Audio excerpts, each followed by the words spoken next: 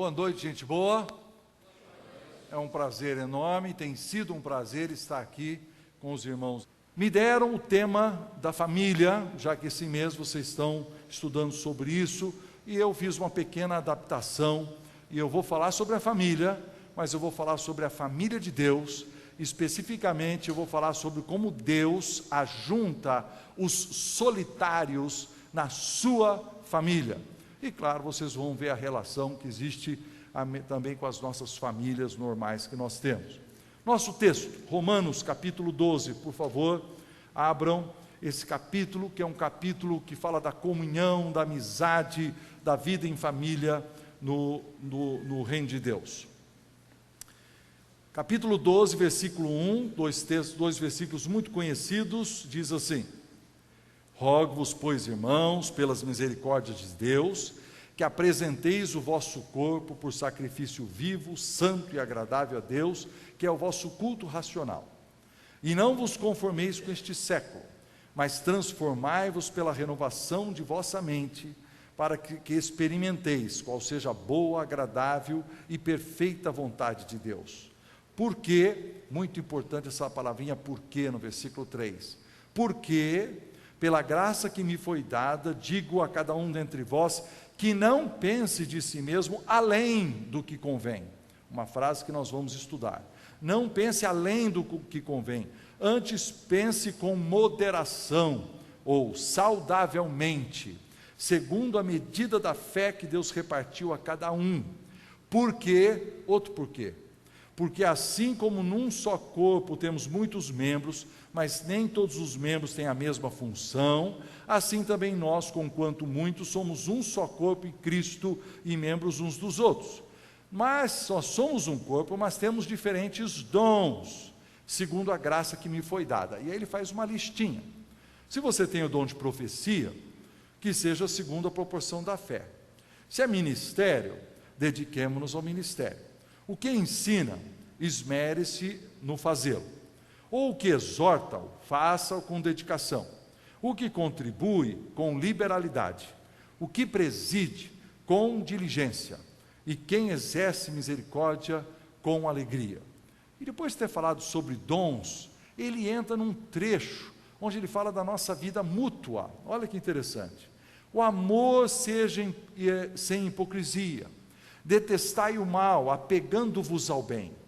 E aí tem esses mandamentos recíprocos.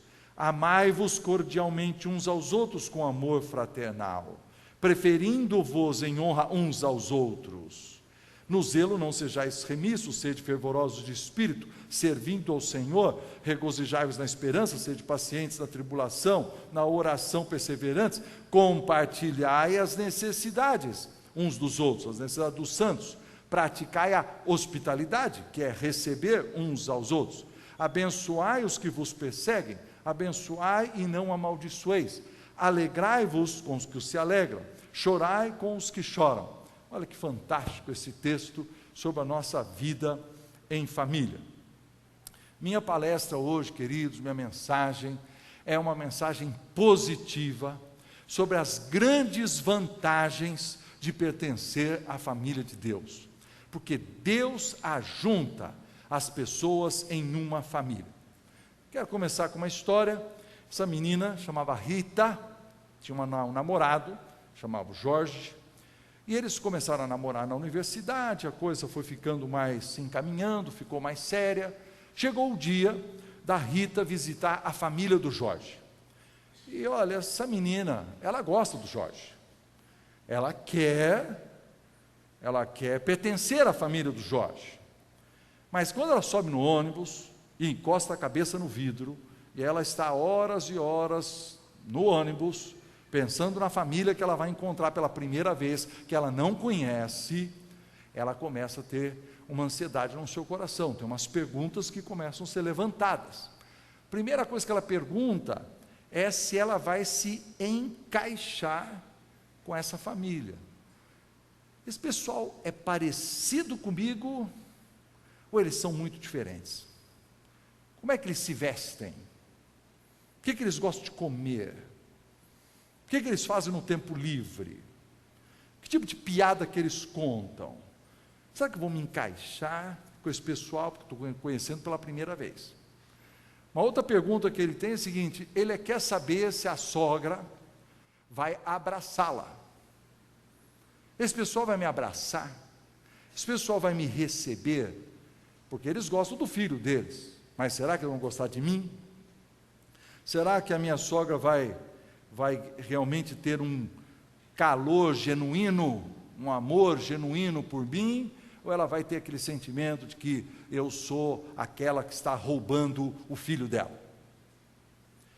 A terceira pergunta é: será que eu vou ser útil? Se eu vou me deixar servir nessa família? Minha sogra vai me deixar lá na sala e dizer assim: não, bem, fica aí. Ou ela vai dizer: não, vem aqui para a cozinha me ajudar. Ela vai deixar eu entrar na família, ela vai deixar eu trabalhar na família, ela vai fazer a gente fazer parte, ou ela vai me deixar isolada, fica me analisando de longe, depois vai meter o pau em mim dizendo que eu não me envolvi.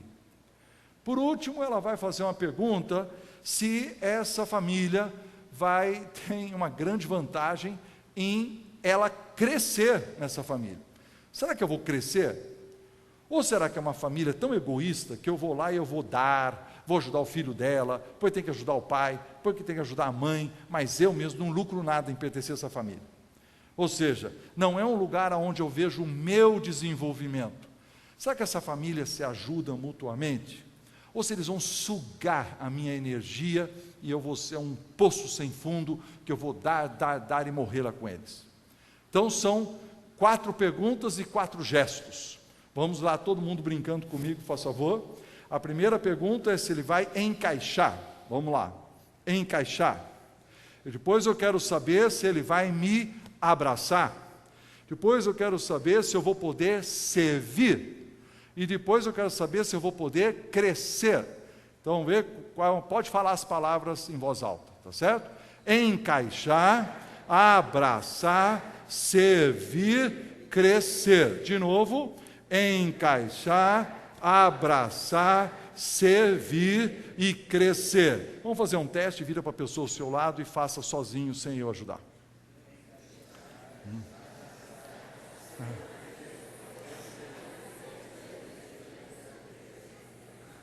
Certamente essa é a única coisa que vocês vão lembrar dessa mensagem, então pelo menos fizemos os gestos. Vamos fazer uma pergunta para ver se vocês estão me acompanhando. No fundo, o que essa moça Rita quer? O que ela quer? Ela quer pertencer. São os medos que ela tem? Vamos lá, quais são os medos? Tem várias coisas. Quem levanta a mão e eu dou a palavra para você. Você grita, porque eu sou meio surdo também. Ajuda aí.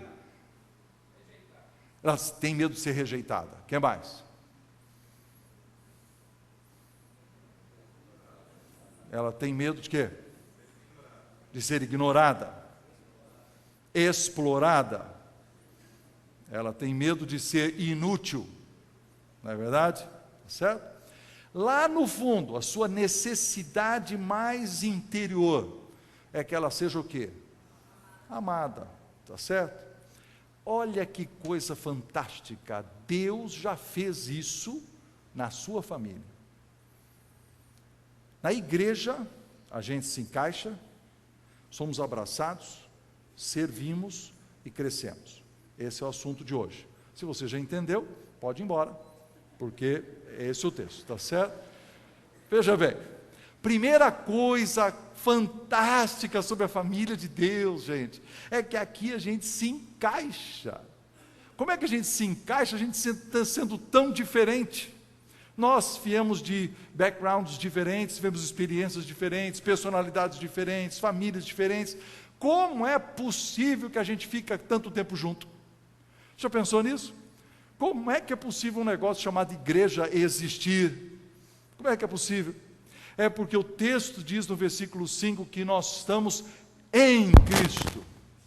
Você viu que deu? Estamos em Cristo. E se você for para Colossenses 1:27, vai dizer: Cristo em nós, a esperança da glória. Nossa, que coisa maravilhosa! Esse Deus que é invisível, um Deus que nós não podemos tocar, um dia Ele nos alcançou, fez uma coisa por nós que a gente nem percebeu, o trabalho invisível de Deus no nosso coração, colocando em nós a divina semente, e nós nascemos de novo. Todos nós, queridos, temos uma certa ânsia por Deus, sabe? Uma certa angústia interna, todos os homens, as pessoas têm, é um certo vazio, é uma falta, uma grande ausência. É por isso que as pessoas vão em todo tipo de igreja, elas querem achar alguma coisa, só que quando elas não sabem bem o que achar, elas vão procurando. Então é assim, ó, por isso que o cara vai pertencer a um movimento, por exemplo, do pensamento positivo, porque ela fala assim, de repente se eu pensar positivamente, entendeu? De repente eu consigo esse negócio que me preencha, né? Ou meditação oriental, ou ele vai numa igreja evangélica, ou ele vai numa igreja católica, ou ele vai num centro espírita, ou num centro de macumba, ele está procurando, mas que grande diferença, quando a gente chega a estar em Cristo, e Cristo está em nós, e pela fé, quando nós temos essa fé, nós descobrimos que tem uma outra pessoa também que creu, tem a outra pessoa que creu, e nós somos a família da fé, e a gente se encaixa e vive junto durante anos. Pessoas tão diferentes estão juntas, porque é como se o Espírito Santo fosse um chiclete, né, que fica nos grudando, de vez em quando a coisa fica brava, estica assim, né? Mas volta, né? Porque nós estamos encaixados, é a família onde nós nos encaixamos. Eu tomei um táxi em Goiânia, e no táxi estava escrito assim, Cristo salva, né? Dentro do táxi. Aí eu virei para ele e falei assim, nossa, está escrito aqui, Cristo salva, você é evangélico? Ele falou assim, não sou evangélico, isso é um táxi emprestado, mas sábado agora eu vou virar. Eu falei, como é? Não, o senhor precisa entender o seguinte, eu estou com uma namorada aí, e ela é muito crente demais, entendeu? E aí ela falou que se eu não virar crente, não vai dar certo. Então eu estou pensando em ir lá nesse sábado, e nesse sábado eu viro. Aí foi a primeira vez que um pastor proibiu o cara, né? Eu falei, de jeito nenhum, você não vai fazer isso sábado de jeito nenhum. Ele assustou, né? Quando eu estou no táxi, eu tenho até medo de certas coisas que eu converso, porque tem perigo, né? Eu não quero ter um acidente, né? Aí eu falei para ele, não, meu amigo, veja bem, você tem a sua religião, não tem? E você conhece os trejeitos, os rituais, os cacoetes da sua religião. Você sabe que hora ficar de pé, que hora sentar, que hora ajoelhar, que hora levantar a mão, que hora repetir alguma coisa. Agora você vai largar todos esses rituais e adotar o ritual evangélico. Quando o pastor vier aqui e disser assim, graça e paz, a igreja diz, amém, tá certo? Aí você vai aprendendo os nossos rituais. Na hora de cantar, ficamos em pé. Na hora de ler a Bíblia, nós sentamos. Na hora de dar as ofertas, ficamos de pé de novo. Aí cumprimenta os caras, nós temos os nossos trejeitos, os nossos rituais. Eu falei, não, você não vai fazer isso. Você não está entendendo. Você não precisa virar evangélico, você precisa se encontrar com Jesus, porque é aí que você se encaixa. Então vou te dar uma dica nesse sábado, você vai no culto, e quando o pastor lá na frente falar assim, quem quer entregar a vida para Jesus, você larga a tua namorada, e fala, meu negócio é eu e Jesus, e você vai para frente, e você abraça Jesus de todo o seu coração, e diz, é esse Jesus que eu quero. Depois você pode ficar com a namorada, ou não, né? De repente você acha uma melhor. O que você precisa é Jesus, tá certo? Essa é a coisa principal. Aí ele falou, interessante, nunca tinha pensado nisso. Queridos, a família de Deus, a gente é um bônus. Primeiro a gente achou Jesus, e aí a gente se encaixou na família. É uma grande coisa pertencer à igreja de Jesus Cristo. Segunda vantagem de pertencer à família de Deus, é que a família nos abraça. No versículo 4 e 5, Ele diz que como um corpo tem muitos membros, né, nós também, em Cristo, nós somos um corpo, temos muitos membros, e esses membros se completam, eles formam um grande corpo em Cristo, nós nos abraçamos. Você sabe que nós fomos criados como seres gregários, você entende a palavra? Gregário. Nós temos no nosso DNA psicológico o fato de precisar ser uma pessoa social. O eremita, conhece essa palavra? Alguns não lembram mais. Eremita, aquele sujeito que mora numa montanha sozinho, ele é um sujeito meio doente, é um sujeito que nós temos algum desequilíbrio. Hoje, nós vivemos um problema muito grande na nossa sociedade. Nós temos um negócio chamado solidão. As cidades trouxeram muita gente para perto, todo mundo está perto, mas todo mundo está longe. Não confundir solidão com solitude. Solitude é uma coisa necessária, você de vez em quando precisa ficar quieto, se retrair, meditar, pensar em Deus, pensar nas suas próprias coisas, pensar na sua família, isso é correto. Solidão é quando você está numa festa, por exemplo, tem muita gente lá, mas você está se sentindo totalmente sozinho. Existe hoje uma epidemia da solidão. Minha filha, que trabalha com marketing, ela me diz assim: pai, o senhor já viu que esse negócio de solidão está sendo explorado pelos marqueteiros e na publicidade de uma forma muito interessante? Por exemplo, aqui está a nossa academia de ginástica. Quando você fala de uma academia de ginástica, você pensa, né, que a argumentação seria: temos os melhores aparelhos, temos horários variados para você fazer a sua ginástica, temos os melhores profissionais para atendê-lo. Aí você vai ver assim, ó, a propaganda é assim: tem uma pessoa vestida com roupa de ginástica, do lado dele tem uma moça, tem um moço, eles estão tomando um copo de suco, tem uma criança pendurada no balcão, né? E lá atrás, em algum lugar, tem um sujeito fazendo ginástica. O que ele está dizendo? Aqui você vai encontrar o quê? Amizade. Você vai formar um grupo, você vai bater papo com seus amigos, pois Deus já inventou isso, chama igreja, chama a família de Deus. Deus criou a igreja e deu o nome para ela de corpo de Cristo, Romanos 12.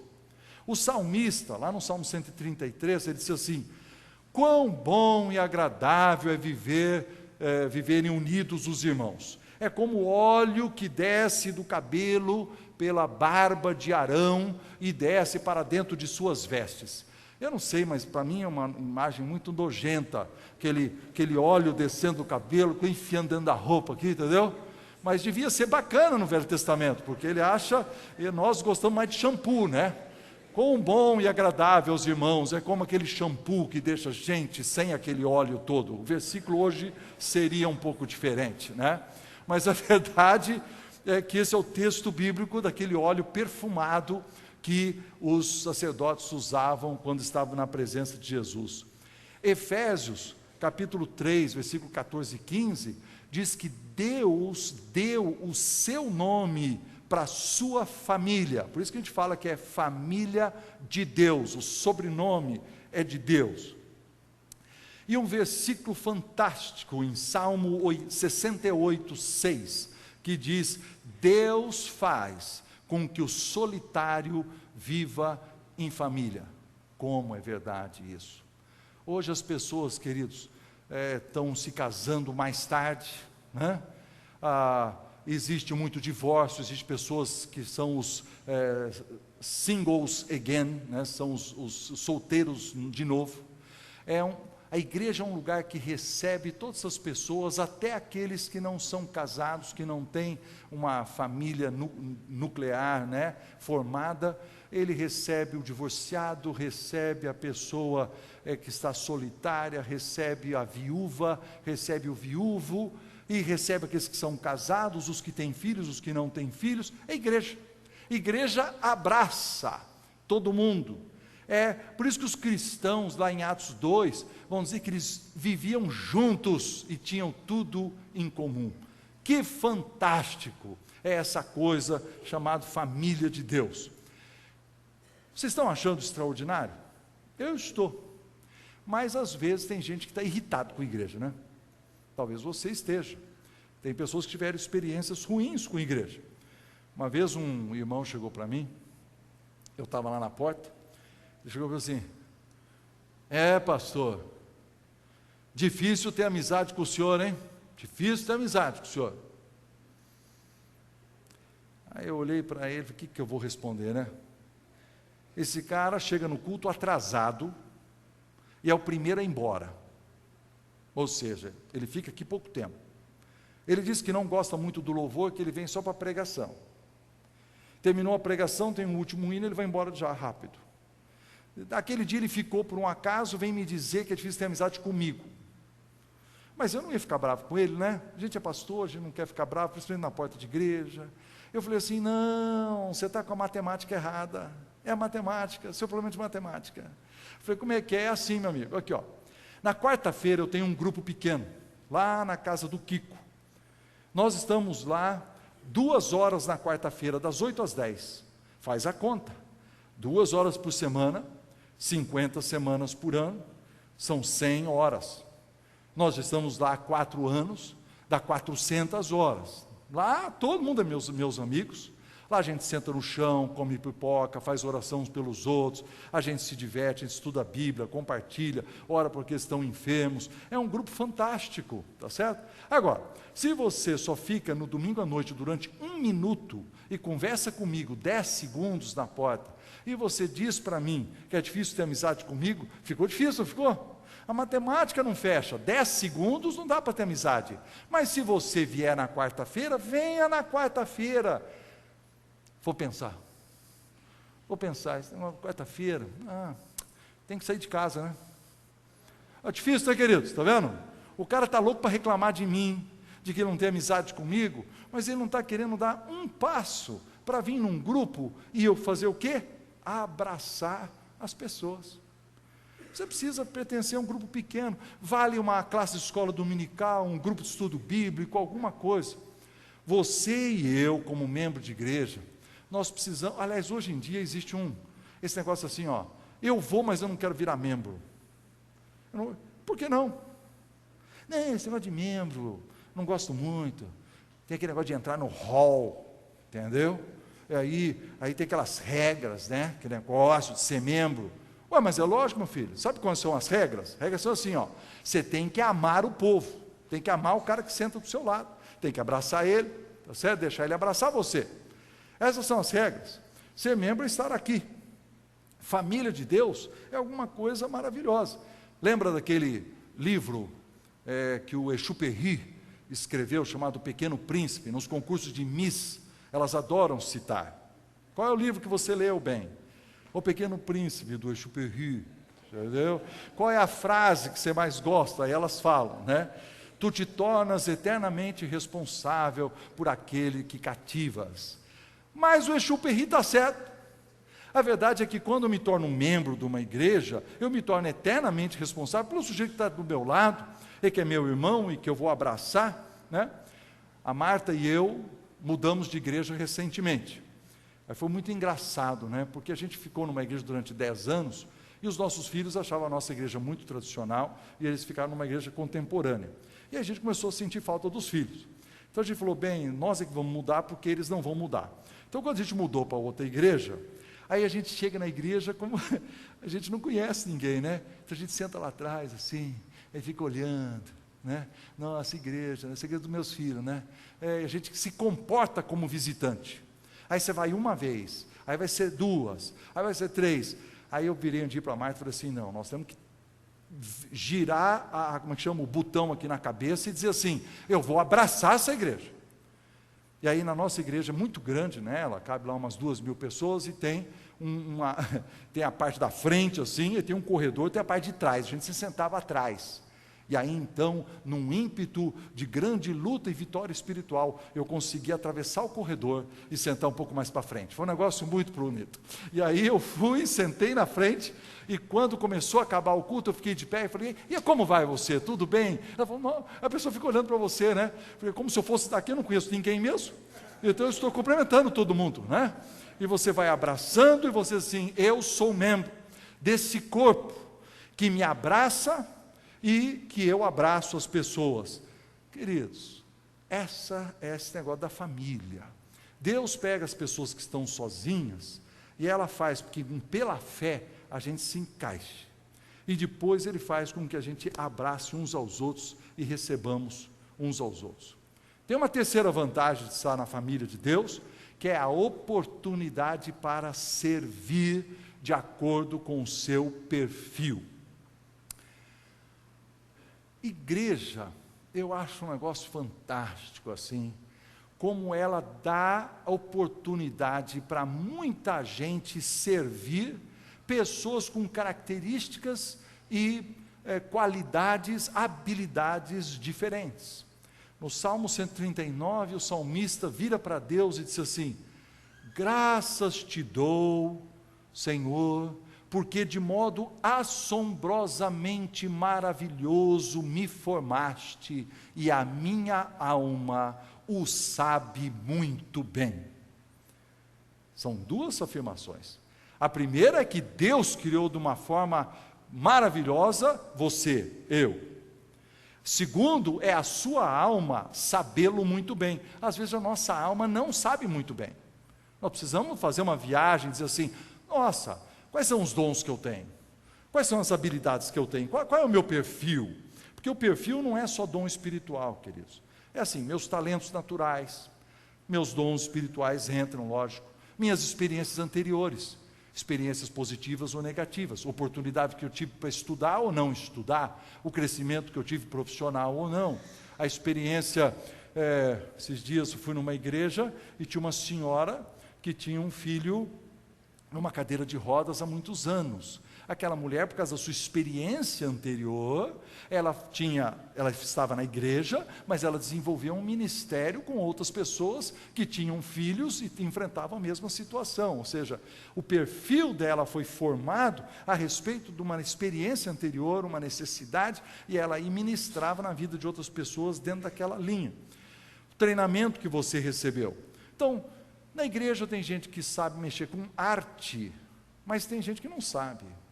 Tem gente que pode cantar, mas tem gente que não pode cantar nem na congregação, né? Até pode, né? Canta, pede perdão para os irmãos que estão na frente, né? Aquela voz horrorosa e tal, mas não tem importância, né? Igreja é um negócio bacana demais. Igreja, queridos, é que nem na casa da gente. Quando sobra aquele monte de comida, o que a gente faz? Pega uma frigideira, joga o arroz, joga o feijão, joga uma farofinha, pega uma couve lá, corta tudo, põe 2 ovos em cima, mexe, glória a Deus, a gente come. Igreja assim, ajunta aquele monte de gente, né, com várias características diferentes, e nós temos oportunidade para ser úteis. É muito interessante. O texto bíblico, do versículo 6 em diante, fala de vários dons. Por exemplo, um sujeito tem o dom de profecia. O que é isso? Profeta é a pessoa que tem a habilidade de discernir que alguma coisa está errada e trazer uma mensagem para corrigir o erro. O outro tem o dom de ministério, que a palavra bíblica é serviço. Ele serve em áreas práticas, manuais, com a mão, ele faz alguma coisa. O outro tem o dom de ensino. O que é isso? Ele consegue explicar para todo mundo entender, porque tem gente que acha que o dom de ensino, porque ele gosta de falar, mas ele não consegue explicar para todo mundo entender, então não é o dom de ensino, tá? Ele só ensina, mas não tem o dom de ensino. Depois tem o dom de exortação, que é uma confusão enorme. A turma acha que dom de exortação é a coisa de admoestação. A gente usa a palavra errada. Fala assim: nossa, o irmão veio aí, deu uma exortada na gente. Não. Quando o cara é duro, não é exortação. Exortação, a tradução seria encorajamento. Você já viu pessoas que têm o dom de encorajamento? Quando você conversa com elas, fala assim: não, mas vai dar certo, irmão. Olha, não sei o quê. Tem pessoas que são para cima. Tem o outro que não, que acha que sempre vai dar errado, tá certo? Mas a pessoa que tem o dom de encorajamento, e a admoestação é outra coisa. Tem gente que tem o dom de contribuição. Geralmente, nós raramente sabemos quem tem o dom de contribuição, porque quem tem o dom de contribuição gosta de se esconder, né?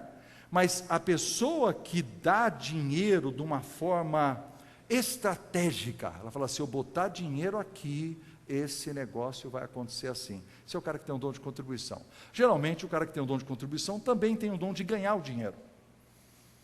Certo? Porque isso é uma habilidade que ele precisa ter, tá certo? Tem outro que tem o dom de presidência. O que é? Ele tem a habilidade de liderar um grupo, pegar um grupo, liderar e tocar para frente. Ele sabe juntar as pessoas. E por fim, tem a pessoa que tem o dom de misericórdia, que é aquele que tem a empatia, né? Você sabe o que é empatia? Empatia, o americano diz, né? Que empatia é como você entrar dentro do sapato da outra pessoa, né? Está sentindo o que o outro sente. Então imagine o seguinte, uma reunião de grupo, tá? Tem uma reunião de grupo. Imagina a situação. E um irmão abre o coração e fala assim: olha, meus irmãos, eu estou com um problema financeiro muito sério, eu peço as orações, está difícil de resolver, eu conto, né, com seus conselhos, com a ajuda, e que Deus realmente põe a mão em cima, porque essa parte financeira está muito difícil. Olha como é que é a reação na cabeça de cada um. O profeta pensa assim: esse cara deve ter feito alguma coisa errada, certo? O cara que tem o dom de ministério fala assim: acho que vou pegar uma sacola de comida, vou levar na casa dele amanhã. O cara que tem o dom de ensino fala assim: vou montar um curso para ensinar o cara como cuidar das suas finanças. O cara que tem o dom de exortação fala assim: coragem, irmão, vai dar certo. Isso aí, no fim, sempre dá certo, tá certo? Aí tem o outro que tem o dom de contribuir. Ele não dá o dinheiro direto, ele dá para alguém, fala, dá para ele lá, mas não diz para quem foi que deu. Tem o cara que tem o dom de presidência, fala assim: nós vamos organizar um grupo aqui agora, que nós vamos colocar uma ordem aqui, porque tem muita gente com problema com dinheiro, e nós vamos fazer uma coisa para ajudar todo mundo. E o que tem dom de misericórdia fala assim: ai, coitado, tá certo? E a verdade, o que é isso? Isso é igreja. Isso é igreja. Igreja é um troço muito legal. É um lugar onde a gente pode servir de acordo com o nosso perfil. Nós podemos servir seguindo os mandamentos recíprocos, né? Amai uns aos outros, honrai uns aos outros, compartilhe as necessidades, hospede uns aos outros, convida o cara para comer na sua casa, sai para comer uma pizza com ele. Quando ele está feliz, alegrai-vos com os que se alegram. Quando morreu alguém na família, chorai com os que choram. Ele perdeu o emprego, você dá um abraço nele e chora junto. Tem o mesmo sentimento que você precisa ter uns com os outros. Queira fazer o bem uns para os outros. Nossa igreja em Campinas, teve uma senhora, eu vou usar um nome fictício aqui, Dona Rosa. Ela teve câncer de mama. Aí você olha para a igreja assim, meus irmãos, que coisa linda que é a igreja, né? O servir uns aos outros. Ela teve o câncer. Quando descobriu, a coisa já estava avançada. Vai para o hospital da Unicamp. As irmãs vão visitar no hospital. O marido e os filhos ficam em casa com alguma dificuldade. As irmãs fizeram um rodízio, fizeram comida, levavam lá na casa. Quando ela terminou a operação, voltou para casa, foram na casa, passaram um dia lá, lavaram roupa, limparam tudo, fizeram uma faxina, levavam comida lá de novo para que ela pudesse recuperar, oração na igreja por ela. Vocês precisam ver a alegria quando essa irmã entrou pela igreja, restabelecida, não havia sinal do câncer mais. Aqui a igreja que não era pentecostal, pentecostalizou na hora. Aleluia, aleluia, que Deus que curou, que tal, que vem, que negócio, uma alegria. A gente se envolveu com a família, não é isso?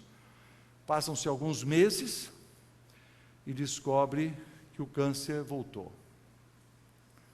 E dessa vez houve todo o processo de servir, mas Deus levou a Dona Rosa.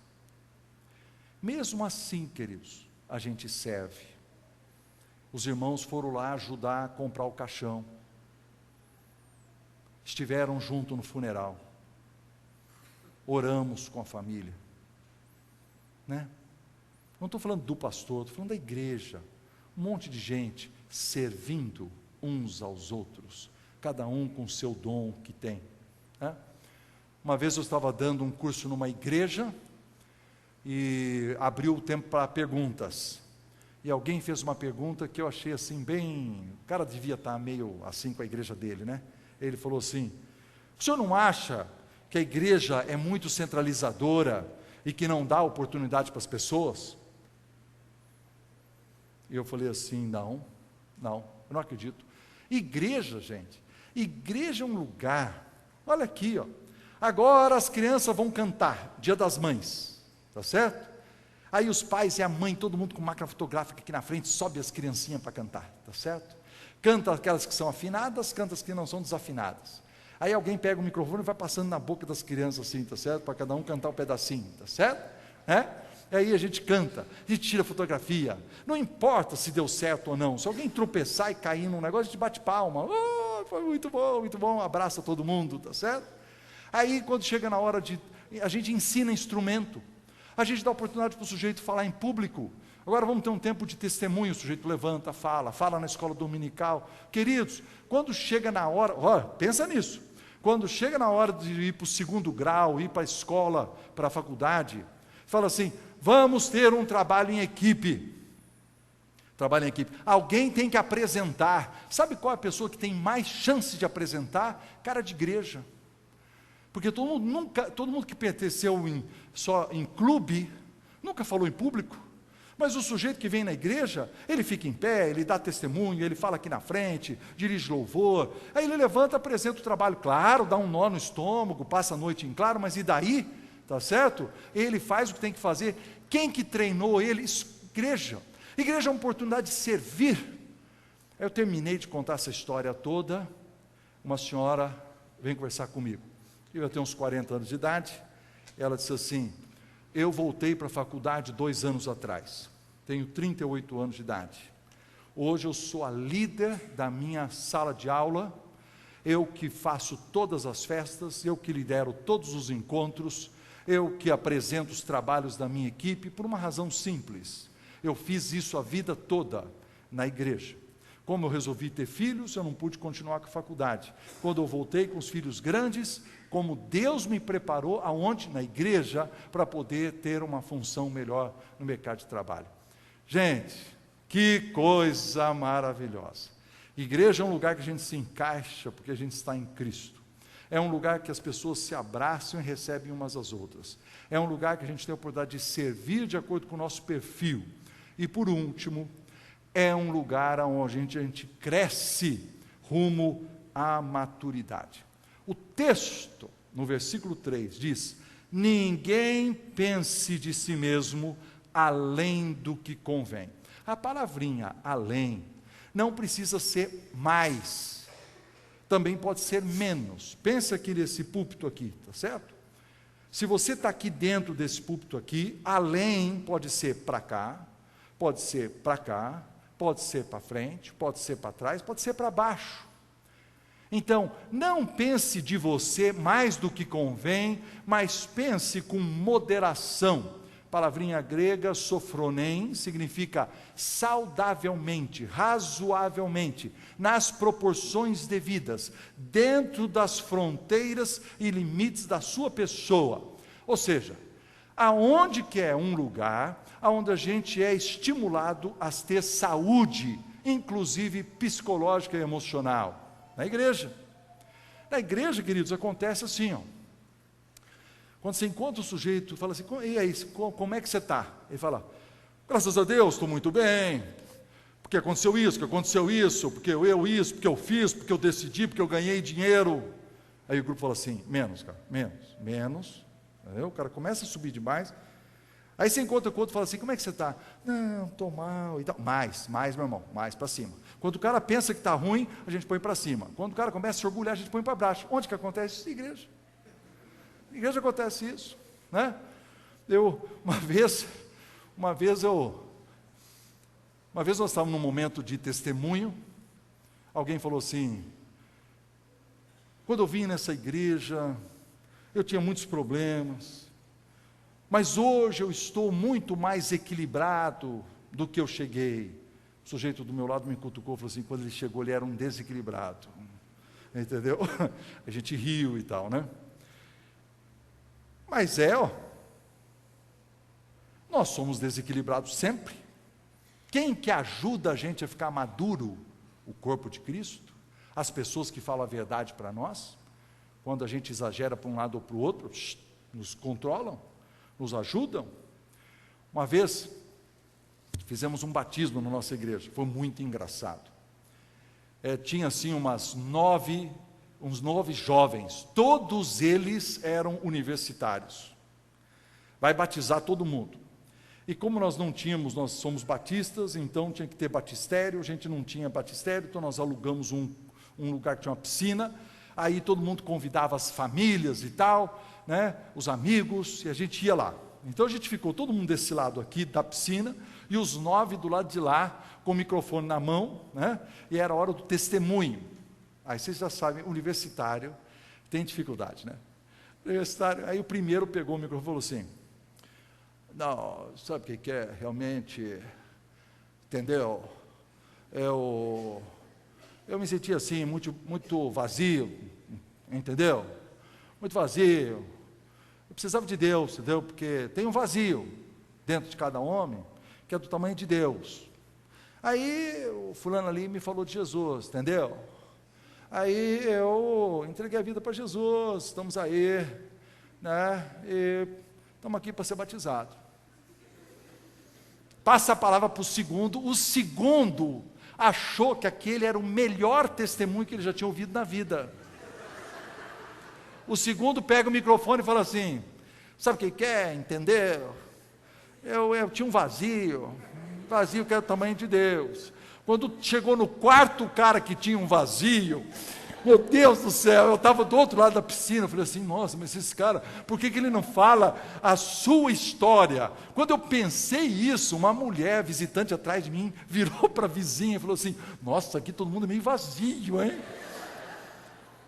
Aí eu parei, dei a volta na piscina e falei assim: para com esse troço, vocês estão imitando um ao outro, por favor, fale a sua história, a história de um tem que ser diferente da do outro, tá certo?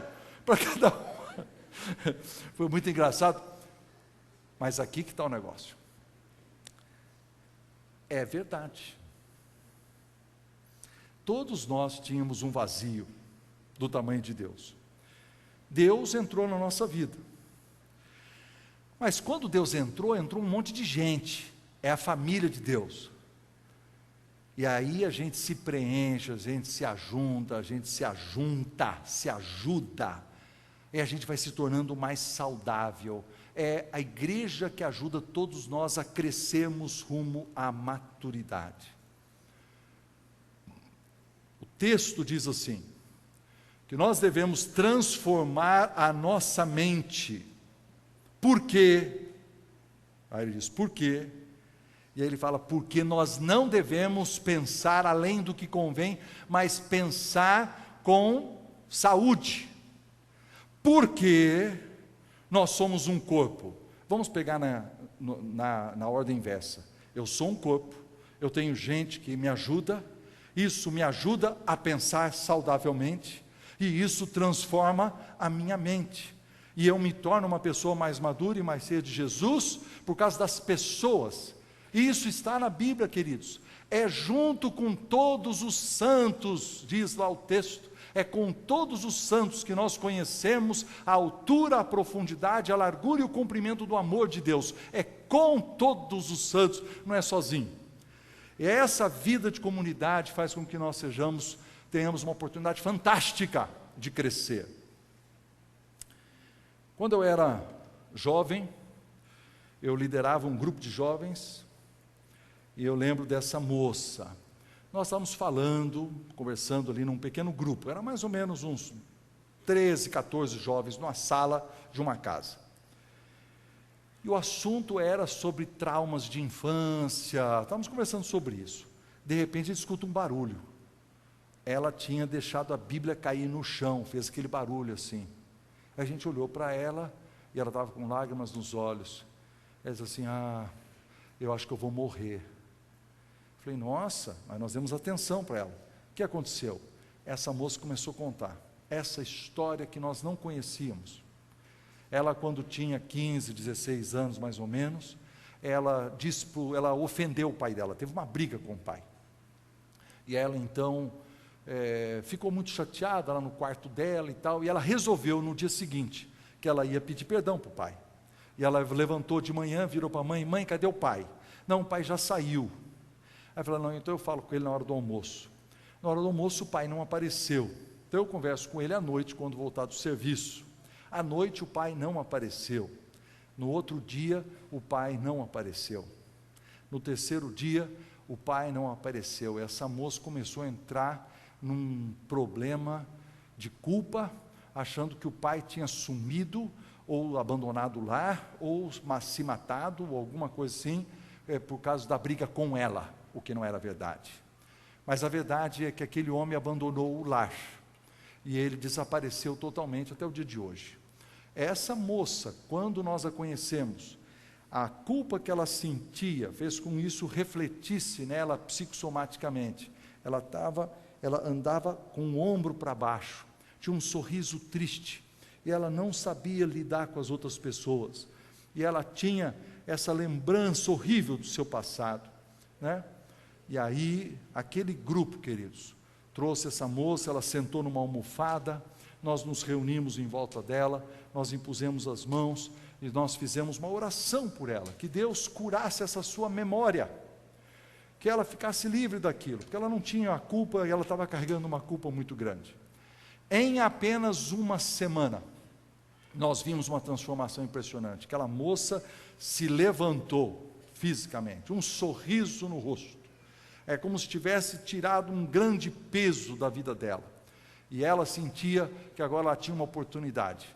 Uma moça que nunca tinha tido um namorado, logo encontrou um, se casou, hoje tem filhos. Eu vejo assim, nós naquele pequeno grupo, ao ministrarmos na vida dela, nós ajudamos ela a crescer, graças a Deus. Igreja é isso, queridos, é um lugar onde a gente se encaixa, porque nós estamos em Cristo, é um lugar que a gente abraça uns aos outros, é um lugar onde serve de acordo com o nosso perfil, dom espiritual, habilidades, e é um lugar onde a gente cresce rumo à maturidade. Essa é a família de Deus.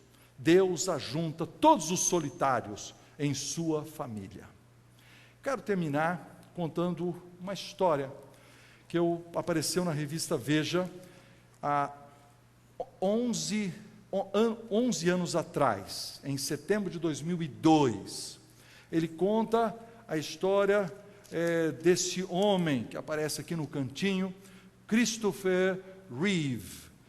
Christopher Reeve, ele nasceu em 52, 2 anos mais velho do que eu, e ele completou 50 anos em 2002, agora já falecido, em 2004. Mas no ano de 1978, quando ele tinha 26 anos de idade, ele foi o ator que fez o Super-Homem, no primeiro filme do Super-Homem. Mas aos 43 anos de idade, andando a cavalo, ele caiu, bateu a cabeça, quebrou uma vértebra superior da sua coluna, se tornou tetraplégico, e ele começou um tratamento, então, muito duro pelos próximos 7 anos. Dezenas de drogas foram colocadas no seu corpo, em fase experimental, inclusive, drogas não testadas. Ele mesmo colocou do dinheiro dele para que essas experiências fossem feitas. Em 600 diferentes em 2 anos, o que é quase um absurdo. Ele tomou antibióticos para debelar infecções. Em 1997, 2 anos depois do acidente, os médicos disseram que teriam que amputar uma das suas pernas. Ele insistiu para intensificar o tratamento, a amputação não foi necessária. Ele também debelou a osteoporose, aquele enfraquecimento dos ossos, foi totalmente revertido. No entanto, este homem, forte, atleta, que fez o Super-Homem, por causa dessa doença, ele teve muitas alterações hormonais, e isso provocou uma situação emocional muito triste. Ele começou a ter medo de ficar sozinho. Este homem não tinha medo agora de dormir sozinho, medo de dormir com a luz apagada. Ele reverteu nessa parte como se fosse uma criança nessa área de sua vida. E no momento em que esse artigo foi escrito, ele havia conseguido recuperar uma parte dos seus movimentos. Ele já conseguia, durante 1h30 por dia, respirar normalmente, sem a ajuda do respirador artificial. E uns poucos dias antes do seu aniversário de 50 anos, ele começou a descobrir que pequenos estímulos no corpo dele, no braço, na perna, de calor, de frio, de áspero, de macio, ele começou a sentir coisas. E ele percebeu que agora, quando a esposa o abraçava, ele conseguia sentir as mãos dela. E ele tinha 3 filhos, o Matthew, a Alessandra e o Will. E ele diz, está aqui a citação das palavras dele e o título: A emoção do abraço de um filho. Às vésperas de 50 anos, Christopher Reeve recobra a sensibilidade e ele diz: eu não sentia o abraço do meu filho caçula desde que ele tinha 2 anos. E ser capaz de sentir o toque do Will é um enorme presente de aniversário. Não há nada como pertencer a uma família e sentir que o filho da gente abraça a gente, que o marido abraça a gente, que a mulher nos abraça, que a gente rola no tapete com as crianças, anda de cavalinho, que a gente faz aquelas coisas legais em família. E mais ainda, queridos, é fantástico quando a gente pertence à família de Deus, sentindo o toque do Altíssimo na nossa vida, a esse que nos salva, do irmão que vem e me conforta, que me estimula e que me conduz ao caminho da maturidade. Por isso, para terminar esse culto, eu quero propor um exercício. Daqui a alguns instantes, eu vou pedir para você se levantar, vai ter uma bagunça aqui, tá certo? E eu vou pedir para vocês procurarem pessoas e declararem a ela o seu amor, mas eu quero te ajudar, presta atenção. Quero que você agora mesmo, que você está sentado aí, você se lembre. Qual foi a última pessoa que no último ano, por exemplo, me deu um telefonema na hora que eu precisava? Ou alguém que me mandou um torpedo, e foi ótimo. Ou alguém que me apareceu lá em casa com um potinho de geleia, falei, eu lembrei de você, está aqui a geleia. Alguém que foi lá consertar a sua porta, a fechadura que não estava funcionando. Alguém que parou com você no corredor, fez uma oração. Alguém que telefonou, fez uma oração no telefone. Uma palavra de encorajamento. Você está conseguindo lembrar? Você consegue lembrar? Deve ter aqui 10, 15 pessoas que já fizeram coisas boas para você. Alguém que te deu dinheiro numa hora de necessidade. Uma pessoa que é amigo, que fez oração. Uma pessoa que, quando o pastor não estava, ele te pastoreou. Alguém muito legal, que você quer nesse momento sair do seu lugar e lá atrás achar essa pessoa, olhar no olho dela. Agora veja bem, nós temos um cacoete cristão, cacoete de chegar para o outro, abraçar e falar assim, Deus te abençoe, entendeu? Eu quero que você dê uma melhorada nisso, não diz Deus te abençoe, diz, muito obrigado que você me telefonou, obrigado por ser meu amigo, dá um beijo no teu pai, diz obrigado porque o senhor é meu pai, faz alguma coisa pela sua mulher, quero que você veja. Agora tem gente aqui que é visitante, não conhece ninguém, mas eu vou dar uma dica. Os psicólogos dizem que você precisa de 5 abraços por dia para ser uma pessoa saudável. Consiga os teus 5 hoje. Você sai abraçando, não te conheço, mas ó, entendeu como é que é? E eu quero que você faça a fila para vir abraçar as pessoas que você quer abraçar. Tem muita gente aqui, vai ser uma bagunça. Peço que o pessoal do louvor venha para frente.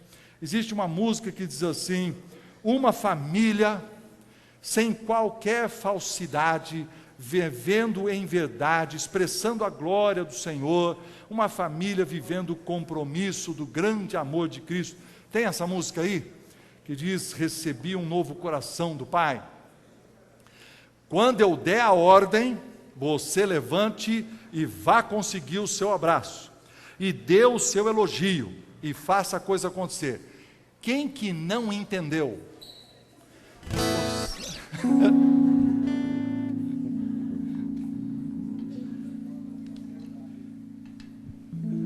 Você consegue começar uma família? Aí, começa aí, ó.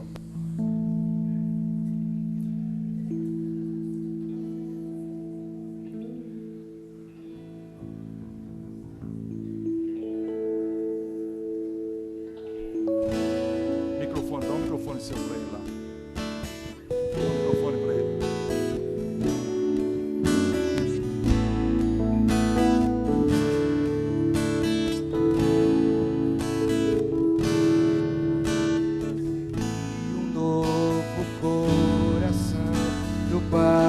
Vamos ficar em pé então? Ah, não, ele vai dar ordem. Coração regenerado, coração transformado, coração que é inspirado por Jesus.